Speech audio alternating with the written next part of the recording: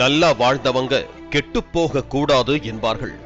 அப்படி அரண்மனை போன்ற வீட்டில் செழிப்பாக வாழ்ந்த தொழில் முனைவோர் குடும்பத்தில் முக்கிய நபர் விபத்தில் பலியானதால் தொழில் கடன் கொடுத்த சோழமண்டலம் பினான்ஸ் நிறுவனத்தினர் நீதிமன்ற உத்தரவு பெற்று தங்களிடம் அடமானமாக வைத்த வீட்டை ஜப்தி செய்த பரபரப்பான காட்சிகள்தான் இவை.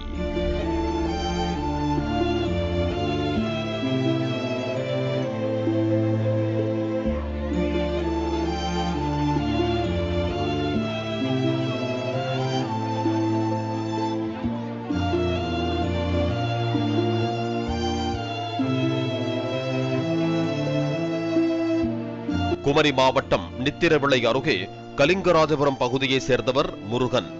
தொழில் அதிபரான இவர் நாகர்கோவிலில் செயல்பட்டு வரும் சோழமண்டலம் என்ற தனியார் நிதி நிறுவனத்தில் இருந்து கடந்த 2022ஆம் ஆண்டு ஜனவரி மாதம் தொழில் கடனாக 1,70,00,000 ரூபாய் வாங்கியுள்ளார். அதற்கு அடமானமாக வீடு அமைந்திருக்கும் இடத்தின் ஆவணம் மற்றும் நித்திரவிளை சந்திப்பு பகுதியில் உள்ள கடையின் ஆவணங்களை கொடுத்திருக்கிறார். அதே ஆண்டு வாகன விபத்து ஒன்றில் சிக்கி முருகன் உயிரிழந்தார். இதையடுத்து வாங்கிய கடனுக்கு தவணை தொகையை சரியாக செலுத்தாமல் இருந்து வந்ததாக கூறப்படுகிறது.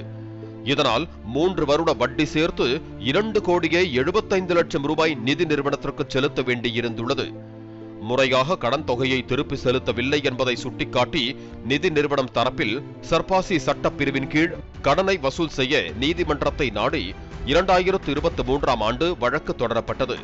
வழக்கு நாகர்கோவில் செஷன்ஸ் நீதிமன்றத்தில் நடந்து வந்த நிலையில் முருகன் கடன் பெறுவதற்காக நிதி நிறுவனத்திடம் செலுத்திய ஆவணங்களுக்கு சொந்தமான இடங்களை ஜப்தி செய்ய நீதிமன்றம் உத்தரவு பிறப்பித்தது. அதன்படி வங்கி அதிகாரிகள், நீதிமன்ற ஊழியர்கள் மற்றும் போலீசார் பாதுகாப்புடன் முதலில் நித்திரவிளை சந்திப்பு பகுதியில் இருந்த எலக்ட்ரிக்கல் கடைக்கு சீல் வைத்தனர். தொடர்ந்து கலிங்கராஜபுரம் பகுதியில் உள்ள முருகனின் வீட்டுக்கு சென்ற அதிகாரிகள் அந்த பங்களா வீட்டின் கதவை உடைத்து உள்ளே நுழைந்தனர்.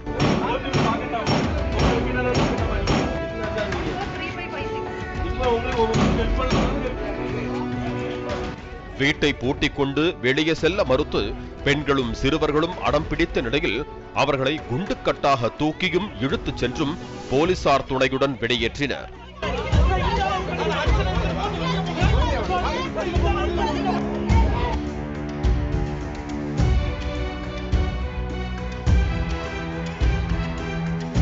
அடுத்தடுத்து அனைவரையும் வெளியேற்றி போலீசார் நீதிமன்ற உத்தரவை நிறைவேற்ற துணை நின்றனர்.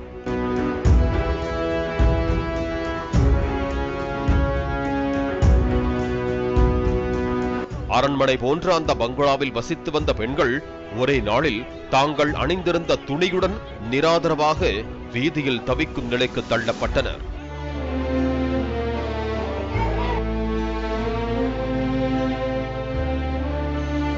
இந்த நிலையில் சம்பந்தப்பட்ட நிதி நிறுவனம் நீதிமன்றத்தில் தவறான தகவல்களை அளித்து ஜப்தி உத்தரவு பெற்று வீட்டையும் கடையையும் ஜப்தி செய்திருப்பதாக பாதிக்கப்பட்ட முருகனின் குடும்பத்தினர் குற்றம் சாட்டியிருக்கிறார்கள். இதனை மனுவாக எழுதிக் கொண்டு முருகனின் குடும்பத்தினருக்கு ஆதரவாக அவரது உறவினர்கள் மற்றும் ஊர் பொதுமக்கள் நாகர்கோவிலில் மாவட்ட ஆட்சியரை சந்தித்து புகார் அளித்தனர். கடன் பெற்ற தனது கணவர் முருகன் விபத்தில் உயிரிழந்ததை சுட்டிக்காட்டிய மனைவி உமா மகேஸ்வரி வீட்டுக்கடனுக்கு இன்சூரன்ஸ் இருப்பதால் தனது வீட்டை ஜப்தி செய்யாமல் இருக்க உயர்நீதிமன்றத்தில் தடையாணை பெற்று வழக்கை நடத்தி வந்ததாக கூறப்படுகிறது. இதனை மறைத்து செஷன்ஸ் நீதிமன்றத்தில் ஜப்தி உத்தரவு பெற்று வந்த நிதி நிறுவன ஊழியர்கள் மற்றும் வழக்கறிஞர்கள் அத்துமீறி வீட்டின் உள்ளே புகுந்து அவதூறாக பேசியதுடன் வீட்டில் இருந்த சிறு குழந்தைகள் மற்றும் பெண்களை வலுக்கட்டாயமாக இழுத்து வெளியே தள்ளியதாக அந்த புகாரில் தெரிவித்திருக்கிறார்கள். எனவே சம்பந்தப்பட்டவர்கள் மீது நடவடிக்கை எடுப்பதுடன் பூட்டிய வீட்டையும் கடையையும் திறக்க மாவட்ட நிர்வாகம் நடவடிக்கை எடுக்க வேண்டும் என அந்த மனுவில் தெரிவித்திருக்கிறார்கள். பாலிமர் செய்திகளுக்காக கன்னியாகுமரி செய்தியாளர் சுரேந்திரன், நிதின் மற்றும் வேல்ராஜ்.